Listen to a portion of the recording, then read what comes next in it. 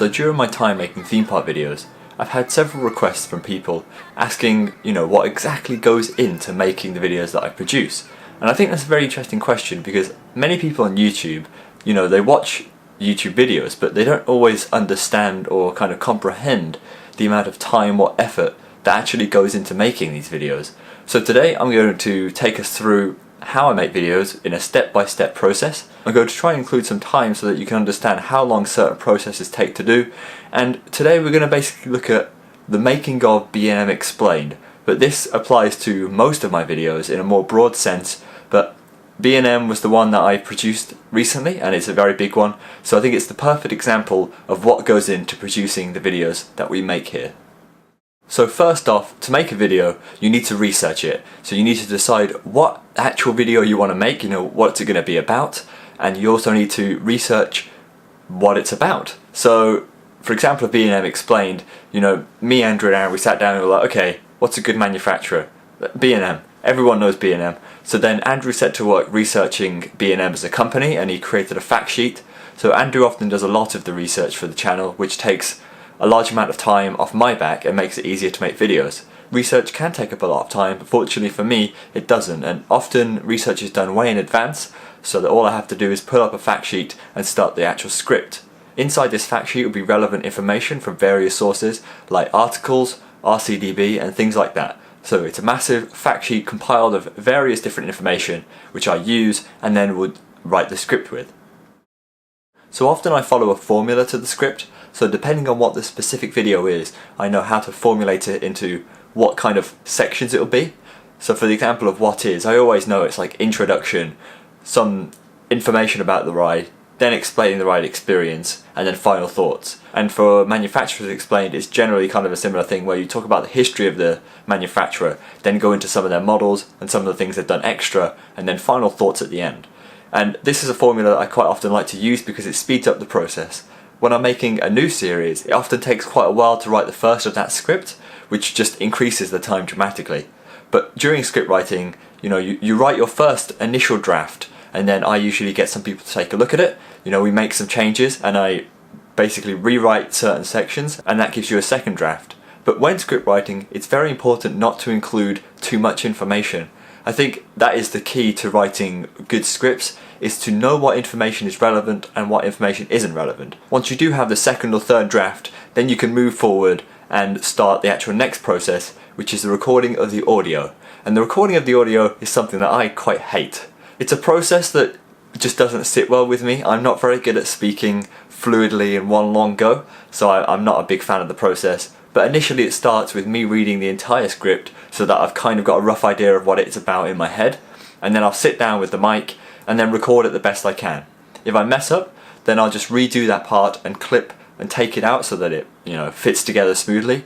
And most of the actual audio recording is me messing up and having to re-say certain things. But then that leads directly into audio editing, in which I do take all the mishaps out and I put them, disregard those, connect things up together and make sure that it's a seamless and smooth audio experience. But once you do have that piece of audio done, it's time to take it and whack it into Premiere Pro and start the actual video editing. But before you can really start video editing, I have to compile a load of clips as to what I'm going to use in the video. So this can often be me having a look through my own footage, or me having a look through other people's footage, like Taylor from Coaster Studios, and finding what footage I'm going to need. So for B&M Explained, I obviously need a lot of different B&M coasters, and for example one of them is like Apollo's Chariot, which was the first B&M Hyper. So I had to find footage of Apollo's Chariot, and I have to do that for quite a lot of videos. So any what is videos, I have to research the actual video content I'm going to use and request permission for it, and then download it and whack it into Premiere Pro. So that in itself is quite a large process before even video editing can start. Once video editing can begin, then it's all about matching video to the audio. And I like to make it very smooth and streamlined. I don't want the video to be jarring and the cuts between clips to be jarring. I like it to sync up with the audio, and you'll often see that whenever I swap clips, I do it when I start a new sentence, and that's something that I kind of prefer just because it sets it up for the next scene. Once I'm slowly making my way through the timeline, I'm obviously adding all of these smaller transitions in if the cuts are a bit too jarring, and I'm also trying to improve the quality of the raw videos themselves.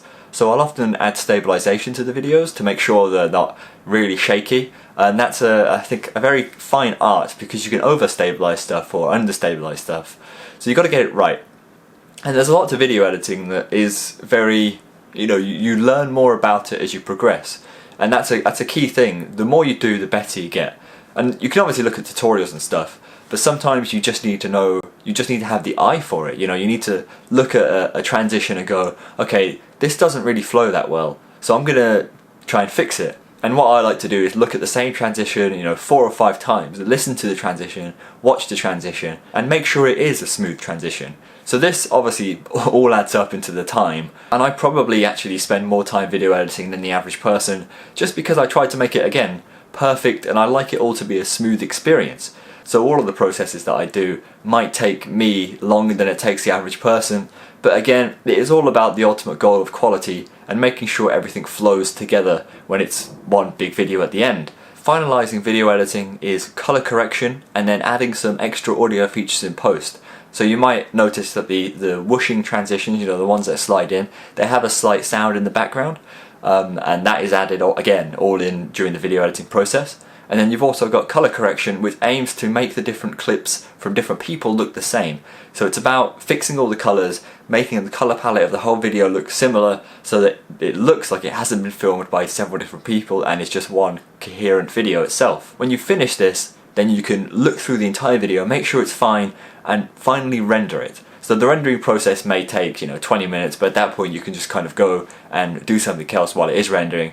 And then what I like to do is, once it has rendered, I like to watch the video again just to make sure that everything is perfect. Sometimes you might miss things during the actual video editing, and it's much easier to pick out what's what once the video is actually rendered. So I'll look at the video, I'll note down any changes, I'll go back into Premiere Pro, re-edit some things, and re-render for the final time.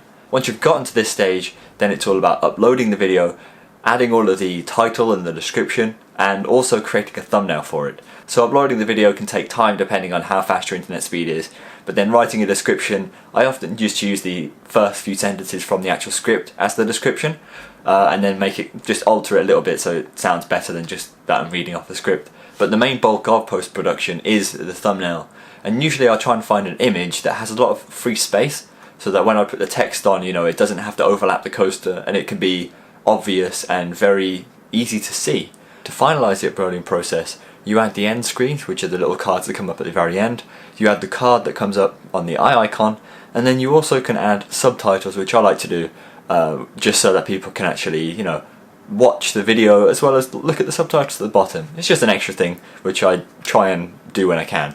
Generally it's a long process from start to finish, but in total B&M Explain took over 20 hours of work to produce, so it does give you some perspective as to how long certain videos can take to make, especially the bigger ones. It's something you don't always realise, but it's something that is also interesting to know. So thank you for watching this video. I'd like to do more stuff like this in the future where I sit down and speak to the camera, so please, if you'd like to see anything in particular, do let me know. Thank you for watching, and I'll see you all next time.